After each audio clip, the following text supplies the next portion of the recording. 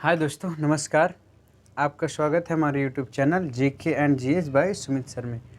दोस्तों, आज हम बात करेंगे भारतीय संविधान के प्रमुख प्रश्न उत्तर। किस पर बात करेंगे? हमारे भारतीय संविधान के बारे में बात करेंगे। उसमें से जो प्रमुख प्रश्न हैं उनके उत्तर के भी हम व्याख्या करेंगे। ठीक है दोस्तों, क्या करेंगे? प्रश्न हैं और उन प्रश्नों के उत्तर हैं। आपको कम समय में हम लगभग ऐसे प्रश्न आपको देते रहेंगे और उसके उत्तर, और जो आपके सीधे एग्जाम में पूछे जाते हैं, बहुत पूछे गए हैं, ठीक है ना, या जो पूछे जाने की संभावना है, ये आपके दोस्तों प्रश्न हैं जो हम ब्लैक से अंडरलाइन किए हूँ, आपके उत्तर हैं। ध्यान दीजिएगा दोस्तों। अगर अच्छा लगेगा तो लाइक सब्सक्राइब जरूर करिएगा, अगर सब्सक्राइब नहीं करें होंगे तो दोस्तों, और अपने दोस्तों को भी शेयर करेंगे। इसको अधिक से अधिक फैलाइए ताकि अधिक से अधिक लोगों तक पहुँचे, उसका लाभ ले सके, कम से समय में ज़्यादा से ज़्यादा पा सके। दोस्तों, अगर आपको कोई इसमें संदेह हो रहा है किसी प्रश्न में, तो आप कमेंट में लिख कर भेज सकते हैं, हम आपको उसका उत्तर बताएंगे, आपको उसका रिप्लाई, डाउट क्लियर करेंगे, उसका रिप्लाई ज़रूर देंगे। आइए दोस्तों, हम बात करते हैं भारत में पहला प्रश्न, भारतीय संविधान के महत्वपूर्ण प्रश्न के बारे में। भारत में ईस्ट इंडिया कंपनी की स्थापना क्या है दोस्तों? प्रथम प्रश्न क्या कह रहा है? भारत में ईस्ट इंडिया कंपनी की स्थापना किस एक्ट के द्वारा की गई थी? दोस्तों, भारतीय संविधान का जो इतिहास चालू होता है आपका, इससे ईस्ट इंडिया कंपनी की स्थापना से ही प्रारंभ हो जाता है। तो 1600 ईस्वी के चार्टर के द्वारा, महारानी एलिजाबेथ के द्वारा चार्टर बनाया गया था। इस 1600 ईस्वी के चार्टर द्वारा भारत में ईस्ट इंडिया कंपनी की स्थापना की गई थी। ठीक है दोस्तों, ये आपका उत्तर क्या है? 1600 ईस्वी के चार्टर। क्या है? 1600 ईस्वी के चार्टर अधिनियम द्वारा। आइए दोस्तों, बात करते हैं कि कलकत्ता में उच्चतम न्यायालय को ही दोस्तों सुप्रीम कोर्ट कहते हैं। क्या कहते हैं? सुप्रीम कोर्ट कहते हैं। तो कलकत्ता में उच्चतम न्यायालय की जो स्थापना की गई, क्या स्थापना किस अधिनियम द्वारा की गई? बहुत प्रश्न बनता है दोस्तों। तो जो कलकत्ता में उच्चतम न्यायालय की स्थापना की गई थी, किस अधिनियम द्वारा? 1773 के रेगुलेटिंग एक्ट के द्वारा। क्या इस 1773 को अधिनियम किस नाम से जानते हैं? रेगुलेटिंग एक्ट के द्वारा। कब की गई थी? 1774 में। 1773 के अधिनियम द्वारा 1774 में की गई थी। इस बात को आप ध्यान दीजिएगा दोस्तों। कलकत्ता में उच्चतम न्यायालय की स्थापना किस अधिनियम द्वारा की गई थी? 1773 की रेगुलेटिंग एक्ट द्वारा। कब की गई थी? 1774 में। आपका प्रश्न बहुत बना है कि कोलकाता में उच्चतम न्यायालय की स्थापना कब की गई थी? तो 1774 को की गई थी। किस अधिनियम द्वारा की गई थी? तो 1773 के अधिनियम द्वारा की गई थी। आइए दोस्तों, इसी से संबंधित आपका अगला प्रश्न है। अगला प्रश्न है कि प्रथम उच्चतम न्यायालय, मतलब जो स्थापित हुआ था पहला न्यायालय, उच्चतम न्यायालय, कहाँ? कलकत्ता में। उसमें उसी को हम क्या कह रहे हैं? प्रथम उच्चतम न्यायालय में कुल कितने न्यायाधीश थे? कुल मुख्य न्यायाधीश और अन्य न्यायाधीशों सहित कुल कितने न्यायाधीश थे? तो कुल 4 थे। कुल कितने थे दोस्तों? 4 थे। ठीक है ना। अब उन चारों में कितने मुख्य न्यायाधीश थे और कितने अन्य न्यायाधीश थे? उनमें से दोस्तों 3 अन्य न्यायाधीश थे, एक उसमें के मुख्य न्यायाधीश थे। मुख्य न्यायाधीश का दोस्तों प्रश्न बहुत बनता है। मुख्य न्यायाधीश कौन थे? इलिजाह इम्पे थे। कौन थे दोस्तों? इलिजाह इम्पे। ठीक है दोस्तों, इम्पे, ये आपके मुख्य न्यायाधीश थे। कौन? इलिजाह इम्पे। इस प्रथम जो सुप्रीम कोर्ट की स्थापना हुई थी कोलकाता में 1773 के रेगुलेटिंग एक्ट द्वारा 1774 में, उसमें क्या किया गया था? प्रथम मुख्य न्यायाधीश थे इलिजाह इम्पे, और जो 3 अन्य न्यायाधीश थे चैम्बर, लेमेस्टर और हाइड, यह 3 अन्य न्यायाधीश थे। ठीक है दोस्तों, चैम्बर, लेमेस्टर और हाइड, ये आपके प्रथम उच्चतम न्यायालय में मुख्य न्यायाधीश थे इलिजाह इम्पे, अन्य न्यायाधीश थे चैम्बर, लेमेस्टर, हाइड। कुल मिलाकर 4 न्यायाधीश थे, एक मुख्य, 3 अन्य न्यायाधीश थे। आइए दोस्तों, बात करते हैं अगले प्रश्न पे कि भारत में ईस्ट इंडिया कंपनी ने भारत में अपना कार्य कहाँ से प्रारंभ किया गया? बहुत ज़्यादा प्रश्न पूछा गया। ये कलकत्ता वाला भी बहुत पूछा गया दोस्तों, ये भी यहाँ पे हमने जो लिखा है बहुत ज़्यादा महत्वपूर्ण प्रश्न है दोस्तों।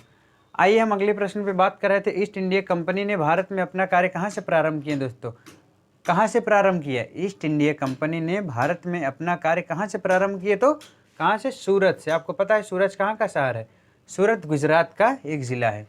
ठीक है दोस्तों, तो ईस्ट इंडिया कंपनी ने अपना जो भारत में कार्य शुरू किया था, व्यापार, ये कहाँ से किया था? सूरत में।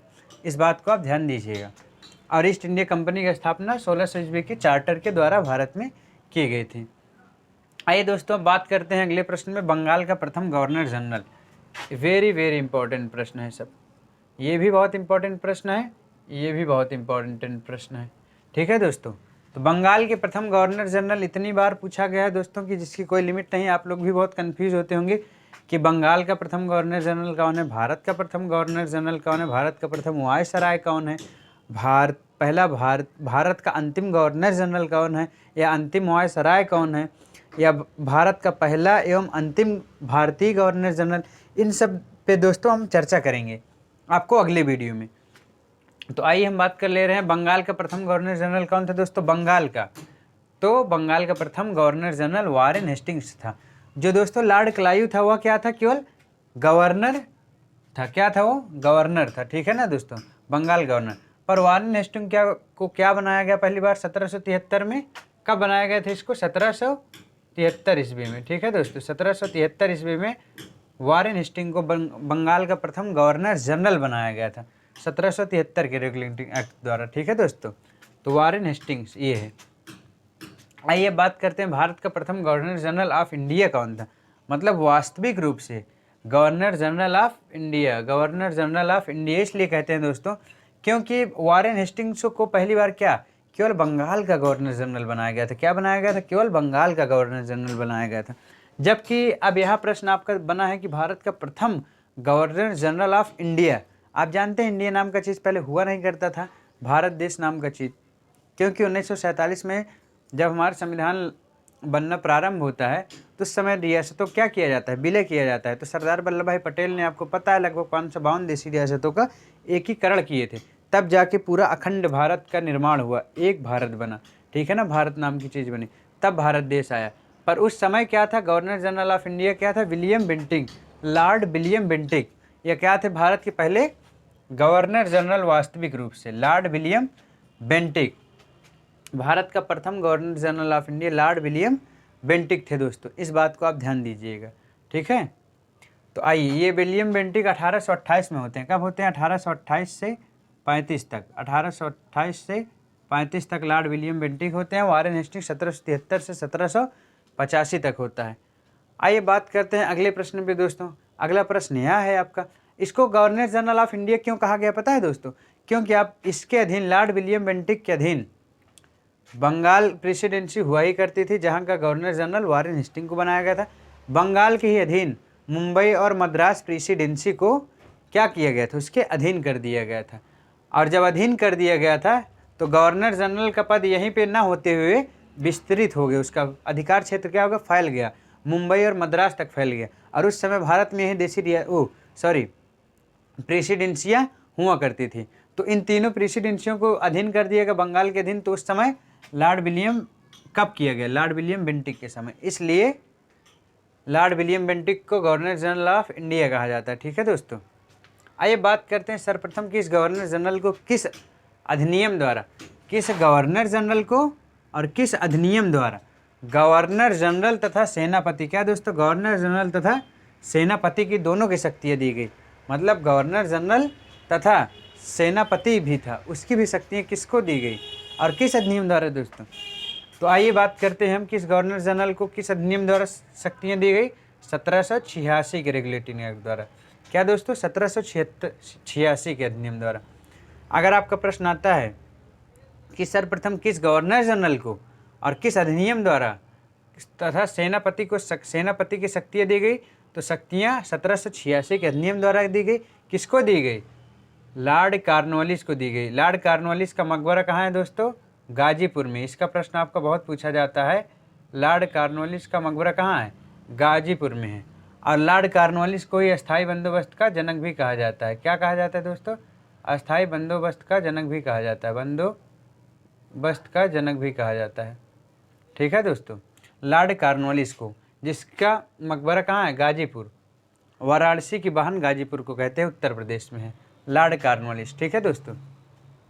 आइए बात करते हैं ईसाई मिशनरियों को भारत में धर्म प्रचार करने की अनुमति। ये प्रश्न बहुत ज़्यादा रिपीटेड होता है दोस्तों, इसको तो ये सब जितना टिक मार रहे हैं बहुत इंपॉर्टेंट है दोस्तों।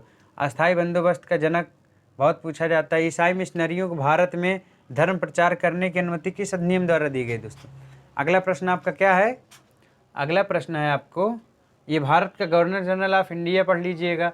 बंगाल का प्रथम गवर्नर जनरल कौन था, ये सारे आपके प्रश्न आते हैं, ठीक है दोस्तों। हमने यहाँ पे बताया अगला प्रश्न आपका ये है कि ईसाई मिशनरियों को भारत में धर्म प्रचार करने की अनुमति किस अधिनियम द्वारा दी गई? तो दोस्तों ईसाई मिशनरियों को भारत में धर्म प्रचार करने की अनुमति जो दी गई 1813 के राजलेख द्वारा। क्या 1813 के अधिनियम द्वारा? इतनी बार पूछा गया दोस्तों जिसकी कोई लिमिट नहीं है। आप प्रश्न पत्र उठा के देखिए, आपको वहाँ पे मिल जाएगा। ईसाई मिशनरियों को भारत में धर्म प्रचार करने, क्या आता है प्रश्न, धर्म प्रचार करने की अनुमति किस अधिनियम द्वारा? तो 1813 के अधिनियम द्वारा। दोस्तों 1813 का अधिनियम बहुत महत्वपूर्ण है। इस पे हम अगला प्रश्न लेते हैं। तो अगला प्रश्न यह है दोस्तों कि कंपनी के भारत में व्यापार के एकाधिकार को किस राजलेख द्वारा समाप्त कर दिया गया? ये प्रश्न तो बहुत ज़्यादा पूछे जाते हैं। सब हमने ऐसे प्रश्न ही लिखे हैं दोस्तों कि जो आपके बहुत ज़्यादा रिपीटेड होते हैं, हर एग्जाम में कहीं ना कहीं पूछ ले जाते हैं। तो कंपनी के भारत में व्यापार के एकाधिकार को इस राजलेख द्वारा समाप्त कर दिया गया। तो 1813 के ही अधिनियम द्वारा दोस्तों, 1813 के राजलेख द्वारा कंपनी का जो ईस्ट इंडिया कंपनी के भारत में व्यापार का एकाधिकार था उसको समाप्त कर दिया गया। पर जो चीन है, चाय का व्यापार बना रहा था। 1833 तक चाय का व्यापार चीन के साथ बना रहता है। अब बात करते हैं किस चार्टर द्वारा भारतीयों को पहली बार शिक्षा के लिए 1 लाख रुपए का धन दिया गया? ये प्रश्न दोस्तों बहुत महत्वपूर्ण है। उसके पहले हमारे यहाँ शिक्षा के लिए कोई वो चीज़ें नहीं की गई थी अंग्रेज़ों द्वारा पहली बार पहल किया गया, एक अधिनियम बनाकर 1 लाख रुपए शिक्षा के लिए धन दिया गया अलग से। तो किस चार्टर के द्वारा भारतीयों को पहली बार शिक्षा के लिए कितना पैसा भी बहुत पूछा जाता है दोस्तों, 1 लाख रुपए, कितना 1 लाख रुपए धन दिए गए किस चार्टर एक्ट द्वारा? 1813 के अधिनियम द्वारा दोस्तों। इस बात को आप ध्यान दीजिएगा, इतना महत्वपूर्ण प्रश्न है कि आप सोच भी नहीं सकते हैं। किस चार्टर द्वारा भारतीयों को पहली बार शिक्षा के लिए 1 लाख रुपए धन दिए गए? कितना दोस्तों? 1 लाख रुपए दिए गए। इस बात को ध्यान रखिएगा, 1813 के अधिनियम द्वारा दिए गए। ठीक है दोस्तों, किस अधिनियम द्वारा? 1813 के अधिनियम द्वारा। कितना दिया गया? 1 लाख रुपए धन दिया गया। किसके लिए दिया गया? शिक्षा के लिए, भारत में शिक्षा के लिए धन दिया गया। आइए बात करते हैं दोस्तों, हमारे यहाँ पहले सती प्रथा हुआ करता था। मतलब अगर एक दंपत्ति है, जोड़ा है, पति पत्नी है, अगर पति ख़त्म हो जाए तो पत्नी को भी क्या हो जाना होता था? सती हो जाना होता था उसी के साथ। तो ये सारी जो प्रथाएं हुआ करती थी, सती प्रथा, इन सब बहुत हमारे यहाँ बहुत प्रचलन में थी उस समय, हम बहुत पिछड़े हुए थे। तो सती प्रथा का जो अंत हुआ था, यही अंग्रेज़ों की ही देन है जो हम सती प्रथा का अंत कर पाए। सती प्रथा का अंत दोस्तों, क्या सती प्रथा का अंत किस गवर्नर जनरल के द्वारा किया गया दोस्तों? लॉर्ड विलियम बेंटिक के ही द्वारा किया गया। लॉर्ड विलियम बेंटिक के ही द्वारा दोस्तों क्या किया गया? सती प्रथा का अंत किया गया। सती प्रथा का अंत किस गवर्नर जनरल द्वारा किया गया दोस्तों? तो लॉर्ड विलियम बेंटिक द्वारा किया गया। आपको पता है लॉर्ड विलियम बेंटिक भारत का पहला गवर्नर जनरल भी होता है वास्तविक रूप से दोस्तों। तो इस प्रश्न को ध्यान दीजिएगा। आइए बात करते हैं भारत में कंपनी के शासन का अंत। जो हमारे यहाँ ईस्ट इंडिया कंपनी के रूप में अंग्रेज शासन कर रहे थे अप्रत्यक्ष या किसी भी तरीके से, तो उस कंपनी के शासन का अंत कर दिया गया। तो आपका प्रश्न वही बनता है कि भारत में एक कंपनी जो थी, उस कंपनी के शासन का अंत किस अधिनियम द्वारा कर दिए? तो दोस्तों 1858 के अधिनियम द्वारा कंपनी के शासन का अंत कर दिया गया। और क्या किया गया आपको अगली वीडियो में दोस्तों बताएंगे। 1858 में आपको पता होता है कि 1 नवंबर 1858 को इलाहाबाद दरबार लगता है। जो आपका कभी कभी कुछ लोग कहते हैं कि इलाहाबाद भी भारत की एक दिन के लिए राजधानी हुई थी। तो भारत की राजधानी हुई क्या थी दोस्तों? एक कंपनी शासन जब समाप्त हुआ था तो नवंबर 1958 को ये जो शासन कंपनी कर रही थी, जब इसको समाप्त हो गया तो शासन चलाएगा कौन? तो शासन को प्रत्यक्ष रूप से महारानी, ब्रिटेन की महारानी अपने अधीन ले ली, प्रत्यक्ष रूप से दोस्तों। ठीक है ना? तो 1858 ईस्वी से प्रत्यक्ष रूप से ब्रिटेन के अधीन चला गया हमारा शासन। ब्रिटेन की महारानी प्रत्यक्ष रूप से भारत पर शासन करने लगी। ठीक है, आइए बात करते हैं किस अधिनियम द्वारा भारतीयों को बजट पर बहस करने का अधिकार दिया गया दोस्तों। बहुत ज़्यादा प्रश्न पूछा जाता है, भारतीयों को बजट पर बहस करने का अधिकार किस अधिनियम द्वारा दिया गया? भारतीयों को 1892 के अधिनियम द्वारा दोस्तों। किस अधिनियम द्वारा दिया गया? 1892 के अधिनियम द्वारा दोस्तों भारतीयों को बजट पर बहस करने का अधिकार दिया गया। किस अधिनियम द्वारा? भारतीयों को बजट पर बहस करने का अधिकार 1892 के अधिनियम द्वारा दिया गया दोस्तों। ये आपके कुछ क्या बहुत महत्वपूर्ण प्रश्न हैं और उनके उत्तर हैं दोस्तों। तो अब हम इसी तरीके के प्रश्न और उत्तर को लेके आपके समक्ष हम प्रस्तुत करेंगे। ठीक है दोस्तों, अच्छा लगे तो वीडियो को सब्सक्राइब नहीं किए होंगे सब्सक्राइब जरूर करिए दोस्तों, अपने दोस्तों को अधिक से अधिक शेयर करिए ताकि वो भी इसकी जानकारी ले और एग्ज़ाम में जाएं, एग्ज़ाम में प्रश्न आए तो उसका उत्तर दे सकें। ठीक है दोस्तों, देखने के लिए बहुत बहुत धन्यवाद। अब मिलते हैं आपको अगले वीडियो में। नमस्कार।